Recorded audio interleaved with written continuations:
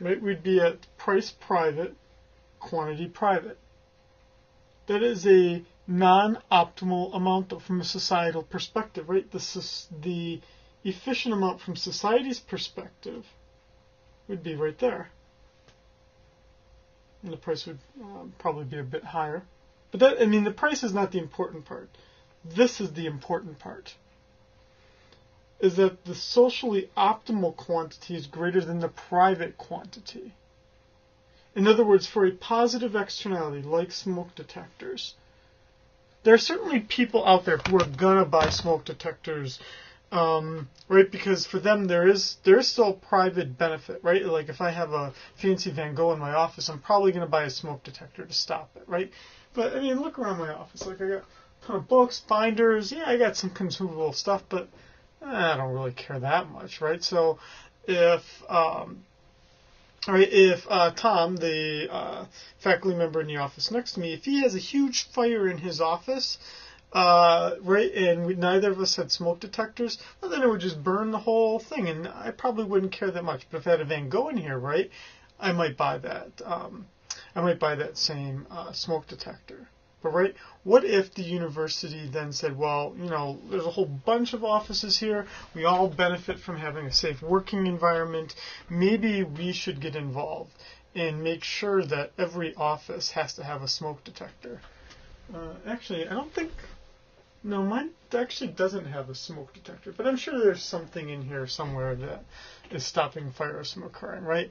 Theoretically, there should be probably a smoke detector in here somewhere. Right?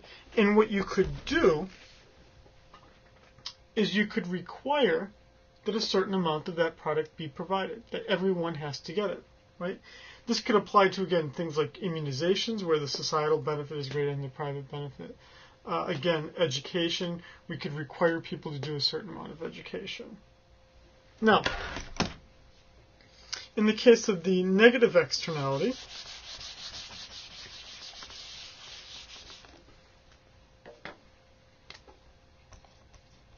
what we said that for the negative externality is that the costs are different, right? So in the case of the negative externality, we're still going to have our P and Q. And now what we're going to have is we're going to have the private benefits be equal to the social benefits.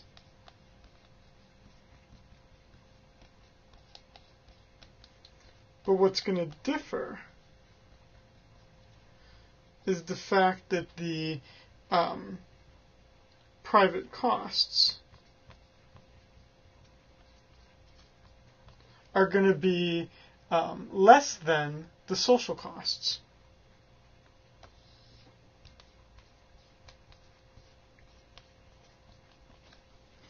In the case where the social costs are higher, right, that would mean that it's shifting here, right? And what that would mean for us, right, is that the optimal quantity from a private individual's perspective would be greater than from a societal perspective. What does that mean? That means that if the private market were allowed to do this on its own, that there would be too much of a good that produces a negative externality. That would be something like pollution, right? I drive my car, I have to pay for gasoline for my car, but right as I drive my car, I'm causing people to have asthma. I'm, killing animals as I drive my car down the road. I'm leaking fluids as I drive my car down the road. I'm causing environmental damage that in just the act of buying gas and buying the car, I wouldn't be bearing the cost for those activities. So if I was just allowed to drive as much as I wanted based on only paying the prices for gas and like just the raw price of oil, right, and the price for my car, I would probably drive too much because my costs are going to seem from a private perspective rather low. But if I was forced to pay for like all the asthma sufferers, all the wildlife killed, all the damage I'm doing through things like taxes, right, and I bear the true social cost of my activity, I'll probably drive a little bit less, right? And we can imagine that this negative externality right, could exist for other activities, right? Like I could also impose a tax on like owning a gun, for instance, right? Because maybe I'm more likely to, you know, I don't know, shoot cans off of roads and injures others as, you know, bullets ricochet, right? Or that I could imagine that there could be a negative externality associated with things where I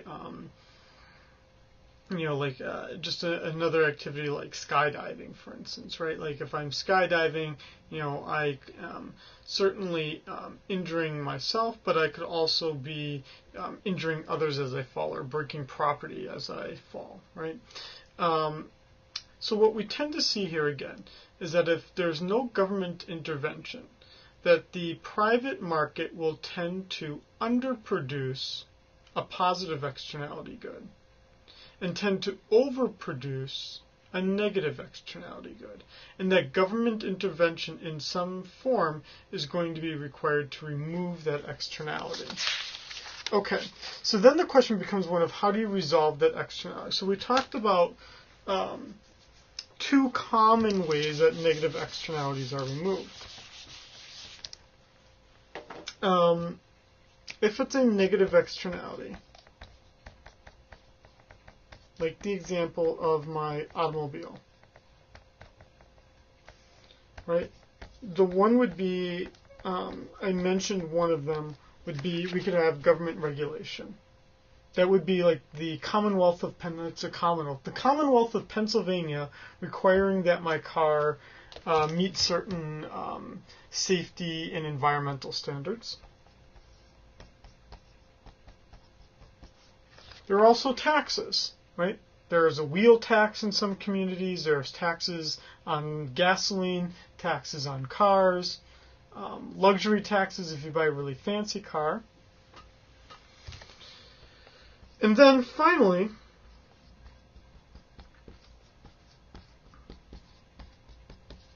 there's something known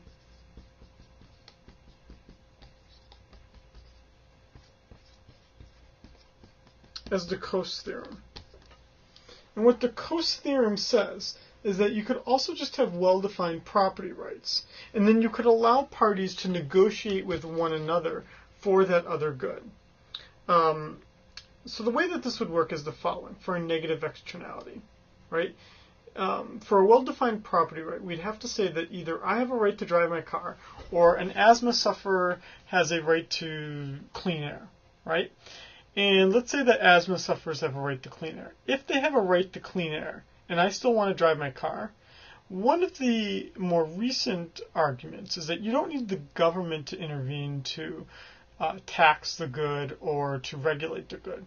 But rather you could just say, listen, all you car drivers out there, asthma sufferers have a right to clean air.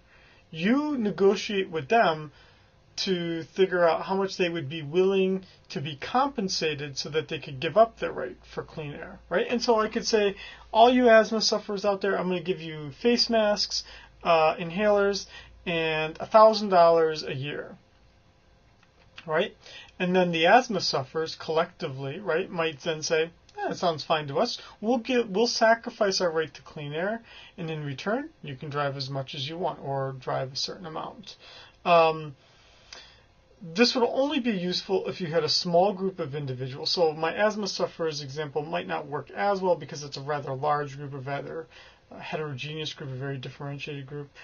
But if you have a very small group of individuals that are affected by something, for instance, like a power line going over a community, right, is that power company could negotiate with that community, right, for the right to put the line over the community if the community has the right to have like an unobstructed view. Now it may work the other way, right? Could be that car drivers have a right to drive as much as they want. Well, then the asthma sufferers could get together and they could negotiate with the car drivers to only do an activity a certain amount or not to do it at all. That's known again as the Coase theorem. The alternative to the negative externality would be, again, our positive externality.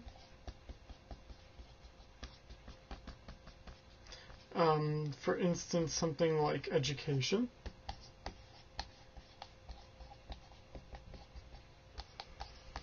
And the two popular ways to do it again would be you could regulate it, which we do, right? You have to go to school a certain number of years. Subsidize it, right? All of you are paying a much lower price to be in this class and to be X'd out because of the fact that Wisconsin taxpayers and federal taxpayers are subsidizing your education. Or you could, again, have the well-defined property right.